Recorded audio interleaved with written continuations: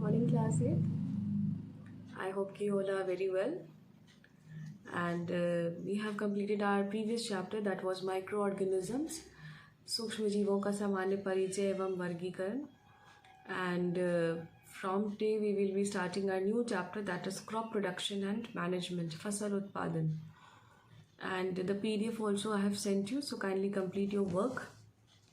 And please complete it on the same day. Afterwards, don't ask, Miss, I haven't got the PDF, you have not sent me, and so on. Please, so it's a humble request to complete your work. So talking about the chapter, today's chapter, that is crop production and management. As we already know, you might have studied in your previous classes also, that India is a land of farmers. Bharat एक कृषि प्रधान देश कहा जाता है. यहाँ की जो हम लोग की अराउंड 70% जो पॉपुलेशन होती है, it is dependent only upon the agriculture. We have the basic need, that is food, shelter and clothes. So to fulfill that, but the main important thing is that food, as most of the population is facing the poverty, means गरीबी रेखा. तो जितने ऐसे लोग हैं जो गरीब हैं, जिनके पास कुछ अच्छा पहनने के लिए नहीं है, but what they are fighting for daily, they are fighting for only so that they can fulfill their needs for the food. अपने कम से कम उन्हें 2 वक्त की रोटी खाने को मिल जाए. ठीक है, हमारे देश में ऐसे भी लोग हैं जिनको 2 वक्त की रोटी नसीब नहीं होती है. ठीक है, तो बात कर रहे हैं हम कि क्रॉप प्रोडक्शन की. तो जो ह्यूमंस हैं, ऐसा माना जाता है कि अराउंड 10,000 ईयर्स अगो, जब बहुत साल पहले, जब हमारे अर्ली मैन थे, आपने अपनी हिस्ट्री में पढ़ा होगा अर्ली मैन के बारे में, कि उन्हें नहीं पता था कि उन्हें क्या खाना है, कैसे रहना है, कैसे पहनना है, कैसे ओढ़ना है, कैसे क्या करना है. They didn't know anything. So they were eating the animals like that. They used to kill the animals and then they eat them. So जो भी उनको मिलता था, they started living on that because they felt कि they were hungry. So they just started doing such things. And then when they understood, they came to know that how to eat the things. Then they started what they were doing. They were killing the animals and then they were roasting them. उसको फिर आग पे उसको भून करके फिर खाते थे. ठीक है, फिर समझ में आया कि पत्ती, कुछ फ्रूट्स हैं, कुछ फल फूल हैं, कुछ पत्तियां हैं, फिर उनको खाने की ज़रूरत है. तो वो उसको फिर किस तरह से खाते थे. फिर धीरे धीरे उनको समझ में आया कि नहीं, अगर हम इसकी खाने की जब हो सकता है कमी होने लगी होगी, तो फिर उनको समझ में आया कि हम इसको और ज़्यादा बढ़ा सकते हैं. तो किस तरह से बढ़ा सकते हैं, फिर उसकी खेती कर सकते हैं. तो वो लोग फिर खेती के आइडियाज़ निकालने लगे, एग्रीकल्चर के आइडियाज़ निकालने लगे. जब एग्रीकल्चर के आइडियाज़ निकालने लगे तो फिर उन्हें समझ में आया कि जो भी फसल है या जिसको भी फसल को जिसको भी बोना है या जो भी करना है, तो वो किसी भी मिट्टी में नहीं हो सकता है. तो उसके लिए भी फिर उनको समझ में आने लगा धीरे धीरे कि किस फसल के लिए कौन सी मिट्टी अच्छी है, किस फसल के लिए कितना पानी होना चाहिए, किस फसल को कौन से मौसम में लगाना चाहिए तो वो ज़्यादा बढ़ेगा. And all these things they started understanding. So all these things were there, and slowly when their knowledge increased, they started making some tools and all for the agriculture. And then they only invented different tools like sickle were there, जो खुरपी वगैरह होती है, वो सब हमारे early man की ही बदौलत हुआ है. उन्होंने ही ये सारे टूल्स का इन्वेंशन किया है. ठीक है, you might have red different tools.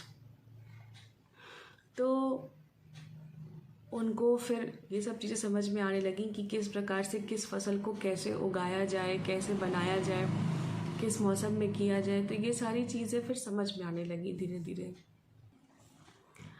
जब लोगों को फिर ये सब चीज़ें समझ में आने लगी तो फिर धीरे धीरे अब मॉडर्न एग्रीकल्चर हो गया है, तो जिससे कि मशीन्स की हेल्प से बहुत सारी चीज़ें अब होती हैं हमारे एग्रीकल्चर उसमें मशीन्स से फसलों की कटाई करी जाती है। और अगर पानी की कमी होती है तो डैम्स वगैरह कंस्ट्रक्ट किए जाते हैं, तो डैम्स के थ्रू लोग पानी को ला करके अपने खेतों में लगाते हैं। Then if dams are also not there nearby, दो ऐसी मशीन्स हैं जो कि वाटर पम्प्स हैं, जो कि वाटर पम्प्स के थ्रू फिर पानी खेतों में दिया जाता है ताकि वो खेत जो है और अच्छे से हो सके। तो इस तरह से करते करते the understood what is the main thing what has to be done in agricultural process. तो इस तरह से फिर धीरे धीरे फिर मॉडर्न एग्रीकल्चर आया, जिसमें कि बहुत सारी चीज़ों का न्यू टेक्निक्स का इस्तेमाल करने लगा फार्मर। उसके बाद फिर पेस्टिसाइड्स, एग्रीकल्चर को ज़्यादा हार्म पेस्ट से था, यानी कि कीड़ों से, जो कि कीड़े ऐसे जो पूरी फसल को बर्बाद कर देते थे। तो फिर धीरे धीरे फिर और साइंस के साथ मिल करके nowadays there are insecticides and pesticides। तो जब इंसेक्टिसाइड्स एंड पेस्टिसाइड्स को एग्रीकल्चर में स्प्रे कर दिया जाता है, so they kill most of the paste और insects that harms the agriculture. So in this way the farmers protect the agriculture. And so now we will be reading our next topic, that is how the crops are being classified into different groups. Crops को groups में बांट दिया गया है. That topic we will now be continuing with further. So let's continue with that. So now we will be reading our next topic, that is crops and their classification. How the crops are being classified on various bases. सिर्फ crops को ऐसे ही नहीं वर्गीकृत कर दिया गया है, ऐसे ही नहीं बांट दिया गया है. They are being divided into various bases. उनके और वर्गीकरण के, उनके क्लासिफिकेशन के कई सारे बेसिस हैं. तो क्रॉप्स जो फसल प्रोड्यूस करते थे, जो फसल उनकी प्रोड्यूस होती थी, उनके बेसिस पे उनको डिवाइड किया गया. The first division is according to the crops based on products. Crops are been divided into the products which they yield. ठीक है, they are been classified. Their first classification is on the basis of the products yield. तो the first classification is the cereals. Cereals यानी कि जो so cereals in Hindi they are known as anaj. उसे हिंदी में अनाज कहा जाता है. तो अनाज एग्जाम्पल्स आप समझ सकते हैं कि सीरियल्स का, अनाज का क्या एग्जाम्पल्स होगा. दे आर वीट यानी कि गेहूँ, राइस यानी कि चावल, ठीक, वीट, राइस, कॉर्न, मक्का, मकई जो कहते हैं उसको. तो ये सारे सीरियल्स हैं. नेक्स्ट इज सीरियल्स के बाद आते हैं क्रॉप्स पल्सेस, यानी कि जो दाल खाते हैं हम लोग. ठीक है,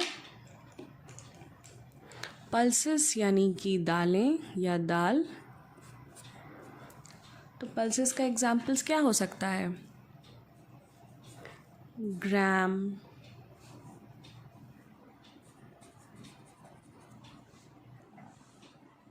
बीन्स, पीज, ये सब दाल होती हैं.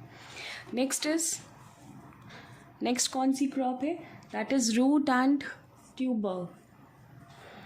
यानी कि कुछ क्रॉप्स जो होती हैं वो रूट्स के थ्रू अपनी प्रोडक्ट्स को प्रोड्यूस करती हैं. वो कौन सी होती हैं, जैसे कि पोटैटो है, स्वीट पोटैटो है, ये सब क्या है, यानी कि आलू और चुकंदर, ये सब रूट्स के थ्रू डेवलप होती हैं। ये सारी क्रॉप्स रूट्स के थ्रू डेवलप होती हैं। ठीक, इसके बाद हमारी आती है ऑयल सीड, जो ऐसी क्रॉप्स जो कि जिनसे कि तेल निकाला जा सकता है। तो ऐसे कौन से क्रॉप्स हैं जिनसे हम तेल निकाल सकते हैं? हम लोग तेल का इस्तेमाल करते हैं ना, सरसों का तेल जिसे हम कहते हैं। ठीक, तो सरसों के तेल के लिए सनफ्लावर ऑयल भी हम यूज़ करते हैं। तो सरसों के तेल के लिए हमें क्या चाहिए? सरसों की फसल चाहिए ना, तो दैट इज़ द मस्टर्ड। ठीक है, mustard oil, groundnut oil, sunflower oil, ये सब हम लोग यूज़ करते हैं। तो ये सब इसकी खेती होती है, तो जिनसे कि हम ऑयल निकाल सकते हैं, ऐसे क्रॉप्स, ऐसी फसलें। तो मस्टर्ड की खेती से, मस्टर्ड की फसल से या सनफ्लावर की खेती से, ठीक है, उससे हम ऑयल निकाल सकते हैं। तो ये सारे ये पहला क्लासिफिकेशन है कि ऐसे फसलें जिनसे जो प्रोडक्ट्स ऑब्टेन किया जा सकता है, उनके आधार पे उनको बांटा जाता है। तो अनाज को अलग बांटा जाता है, ठीक है, क्योंकि कुछ ऐसी फसलें होती हैं जिनसे सिर्फ हम अनाज ले सकते हैं। फिर दालें होती हैं, तो दाल एकदम अलग चीज़ होती है। कुछ ऐसे भी फसलें हैं जो कि जड़ों से निकलती हैं। ठीक, कुछ ऐसी फसलें होती हैं जो रूट्स से निकलती हैं, जिनके रूट्स से निकलती हैं। और फिर कुछ ऐसी फसलें होती हैं जिनसे कि हम तेल निकाल सकते हैं, और वो तेल हम अपने खानों में, अपने भोजन बनाने में इस्तेमाल करते हैं। ठीक है,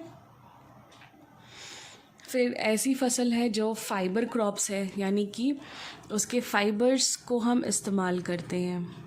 जैसे भी आपने 6th क्लास में अपने पढ़ा था, जूट है। ठीक, जूट एक फ़ाइबर है, कॉटन एक फ़ाइबर है। उसका मतलब जूट प्लांट से हम उसके थ्रेड्स को तैयार करके फिर उसके कपड़े बनाते हैं, और भी बहुत सारे प्रोडक्ट्स जूट से तैयार करे जाते हैं। फिर कॉटन है, कॉटन के फाइबर्स से कॉटन के कपड़े तैयार किए जाते हैं। ठीक है, तो ये सारे क्रॉप्स का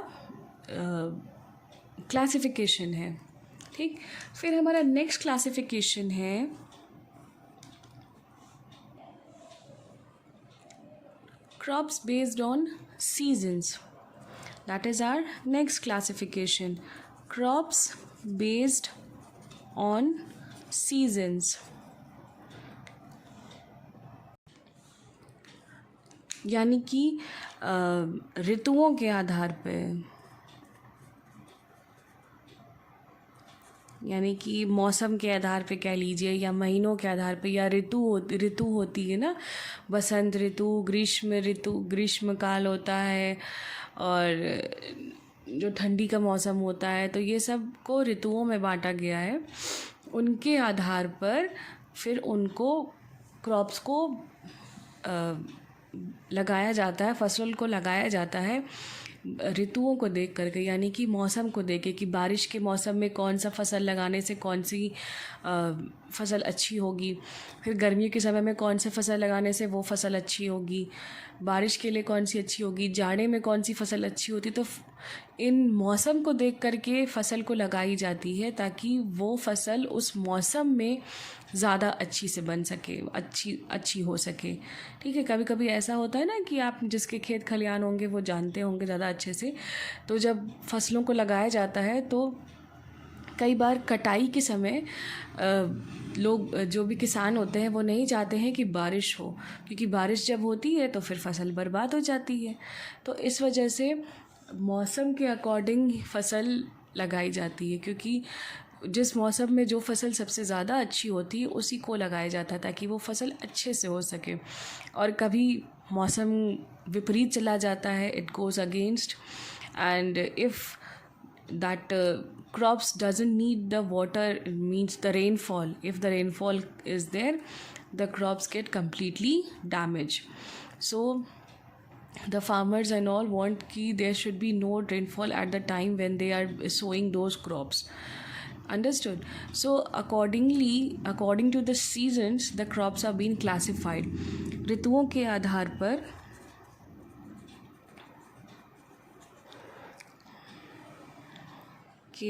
पर वर्गीकरण किया गया है क्रॉप्स का. ठीक है. तो the first is the kharif crops. जो पहला है वो है खरीफ क्रॉप्स. खरीफ क्रॉप्स को हिंदी में भी खरीफ क्रॉप्स ही कहते हैं. ठीक है. So kharif crops in Hindi it is also known as kharif fasal. ठीक है. खरीफ फसल they are being kharif crops are being sown during the month of June and July. ठीक है. Means in summer season they are being grown like June and July. ठीक है. ये उनके growing का सीज़न है. ये उनको उस समय ग्रोन किया जाता है, यानी कि उस समय इन फसल को लगाया जाता है. कब? समर सीज़न में, जून और जुलाई के महीने में खरीफ क्रॉप्स को लगाया जाता है. और उसको हार्वेस्ट कब किया जाता है? यानी कि उसकी कटाई, उन फसल की कटाई कौन से महीने में की जाती है? उनकी कटाई की जाती है सितंबर या अक्टूबर में. ठीक है. खरीफ फसल की यानी कि खरीफ क्रॉप्स की को लगाया जाता है जून और जुलाई के महीने में, और वो पूरी बन करके तैयार हो जाती है सितंबर और अक्टूबर के महीने तक, और उसी महीने में उसकी कटाई की जाती है, यानी कि उसको हार्वेस्ट कर लिया जाता है. So what are the examples for the kharif crops? The examples for the kharif crops is groundnut, rice, groundnut यानी कि चावल और मूंगफली, फिर कॉटन, ये सब इसी महीनों में लगाया जाता है. तो सितंबर अक्टूबर तक इनको निकाल लिया जाता है, इनकी कटाई कर दी जाती है. ठीक है. ऐसे ही जब कहा जाता है कि कभी कभार जब जल्दी हमें नवंबर दिसंबर तक हमें मूंगफली दिखाई देने लगती है बाज़ार में. ठीक है. ठंड आते आते हमें मूंगफली बाज़ार में दिखने लग जाती है ना. तो फिर पूरे ठंडी के मौसम में हम लोग मूंगफली का मज़ा लेते हैं, because it is been harvested till the month of September October and it is grown by June and July. Okay. Next crop is the rabi crops. Rabi crops or rabi crops you can call it as. In Hindi it is also called as rabi की फसल. ठीक है. तो रबी की फसल it has been sown during the month of during the winters. It is sown in the winters between October and November. जब हल्की हल्की ठंड शुरू हो जाती है तब उस समय इसको ग्रो किया जाता है इन विंटर्स. ओके.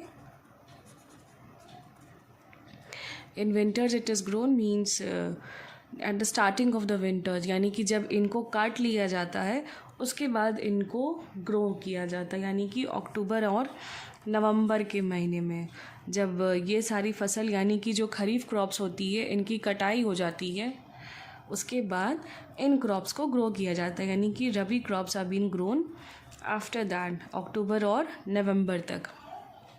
ठीक है. और उसके बाद इनको हार्वेस्ट कब किया जाता है, यानी कि इनकी कटाई कब करी जाती है? They are been harvested during the month of March और अप्रैल. ठीक है. मार्च और अप्रैल तक उनकी कटाई कर दी जाती है. So what are the examples of that? The examples of rabi crops are wheat, barley, mustard, potato, barley, mustard, potato.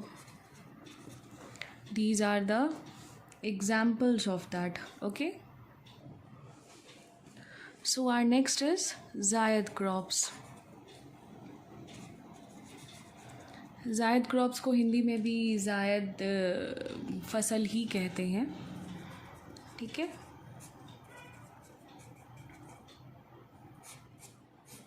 So this Zaid crops is grown in the month of March and June. This Zaid crops is grown in the month of March till June. Okay? They are grown and harvested in the month of March and June. So these crops are the crops which are grown. They means they are the summer crops, एकदम जो गर्मी वाला time है. जैसे कि उसका examples कह लीजिए कि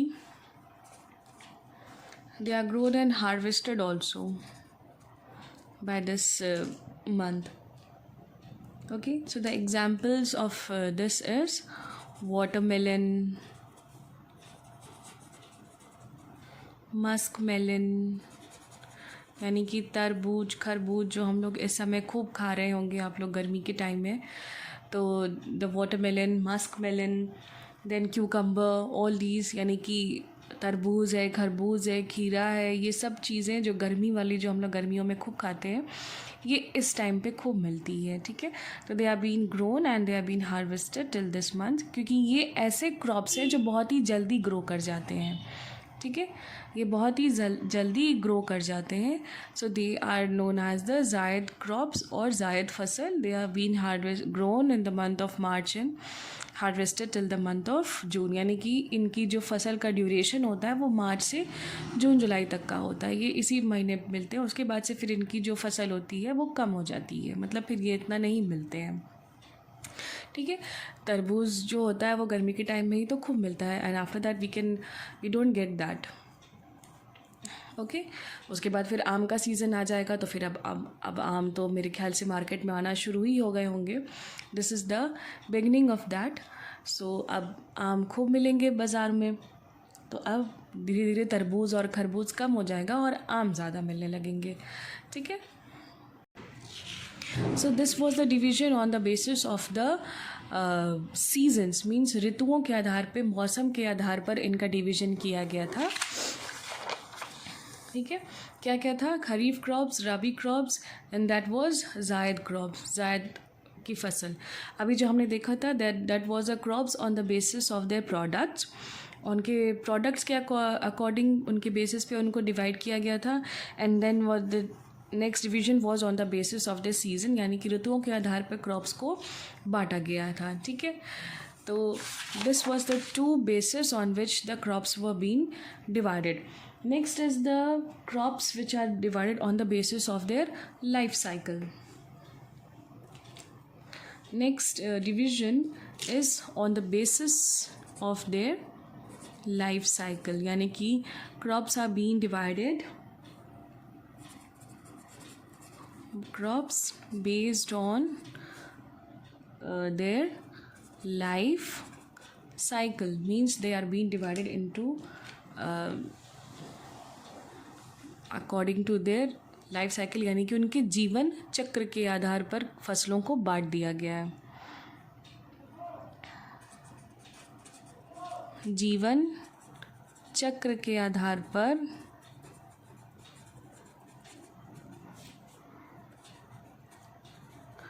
फसल का वर्गीकरण. ठीक है. जीवन चक्र के आधार पर फसलों का वर्गीकरण. तो जीवन चक्र के आधार, जैसे कि आपने you might have read in your 6th class, when you were in class 6th, you might have read कि some plants are there which are annuals, biennials and perennials. So same is the case in the crops also. They are annuals, biennials and perennials. They are annuals, biennials, and the last is perennials. Okay, annuals, biennials and perennials. तो annuals से आप समझ सकते हैं यानी कि जो वर्ष में एक बार होता हो, जैसे कि आपके एग्ज़ाम्स, जो आपका कंप्लीट सिलेबस आता है, that is the annual exam. It is conducted once in a year, that covers the whole syllabus, isn't it? So like that, the annual crops are also there, means their life is only for 1 year. After that, they do not yield the products, they do not yield the fruits or vegetables or whatever the crops is there, they do not yield for the second time. ठीक है, तो those plants they yield the products for only once a year, means उसके बाद वो मर जाते हैं, ख़त्म हो जाते हैं. तो यानी कि वो एक वार्षिक होते हैं. ऐसे पौधे जो कि सिर्फ एक साल ही अपना प्रोडक्ट ईल्ड कर पाते हैं या अपने प्रोडक्ट्स को प्रोड्यूस कर पाते हैं, वो एनुअल प्लांट्स यानी कि एक वार्षिक पौधे होते हैं. जैसे कि जो चावल, गेहूँ और ये सब की जो फसलें होती हैं, ये सिर्फ एक बार, इसको एक बार लगाया जाता है और उसके बाद उसकी पूरी तरह से कटाई कर ली जाती है. ठीक है, तो ये जो फसलें होती हैं, ये साल में एक ही बार इनको बोया जाता है और इनको काट लिया जाता है. ठीक है, they are been grown and then they are been harvested, so they are called as the annual plants. ठीक है, they are been grown and then harvested, so they do not produce the products for the second year. ठीक है, so they are the annual plants. यानी कि examples you can say, the examples for the annual plants are wheat, then rice, corn, ये सब जो है वो है सिर्फ एक ही साल के लिए वो अपने प्रोडक्ट्स ईल्ड करते हैं. फिर जो है बाइनियल्स यानी कि यानी कि द्विवार्षिक पौधे होते हैं. ठीक है, द्विवार्षिक पौधे होते हैं जो कि करीब 2 साल तक अपने प्रोडक्ट्स को प्रोड्यूस करते हैं. 2 साल तक अपने they produce the products for the first year and then for the second year also. या फिर ऐसे भी कह सकते हैं कि वो पहले साल सिर्फ बोए जाते हैं और दूसरे साल अपने प्रोडक्ट्स को प्रोड्यूस करते हैं. ठीक है, पहले साल वो बड़े होते हैं, फिर जो भी उनको फूड मिलता है वो उसको स्टोर करके रखते हैं, और फिर दूसरे साल पर जब वो मैच्योर हो जाते हैं then they produce their products. Like for example you can say the carrots, जैसे कि जो कैरेट्स होते हैं, गाजर. ठीक है, they are the biennial plants.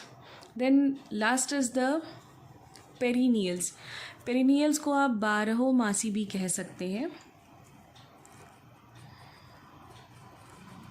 ऐसे कहा ना, 12 मासी, यानी कि ये ऐसे पौधे होते हैं, ये ऐसे प्लांट्स या ऐसे ट्रीज़ होते हैं जो कि कई साल तक जीवित रहते हैं और कई साल तक अपने फ्रूट्स या जो भी हो अपने प्रोड्यूस करते हैं. ठीक है, like for example mango trees.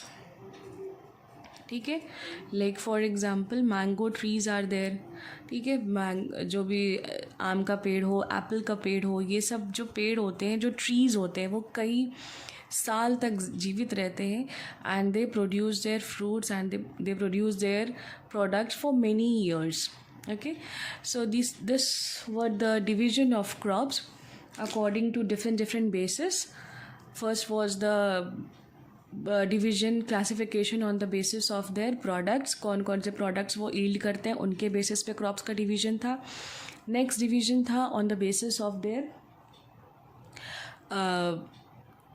Crops, means seasons के अकॉर्डिंग उनका डिवीजन था. सीजन्स कौन कौन से सीजन्स में वो लगाए जाते हैं उसके अकॉर्डिंग डिवीजन था. And then the last division is on the basis of the life cycle, कि वो प्लांट्स कितने समय तक जीवित रहते हैं या कितने समय तक अपने प्रोडक्ट्स को प्रोड्यूस करते हैं. According to that they are being classified.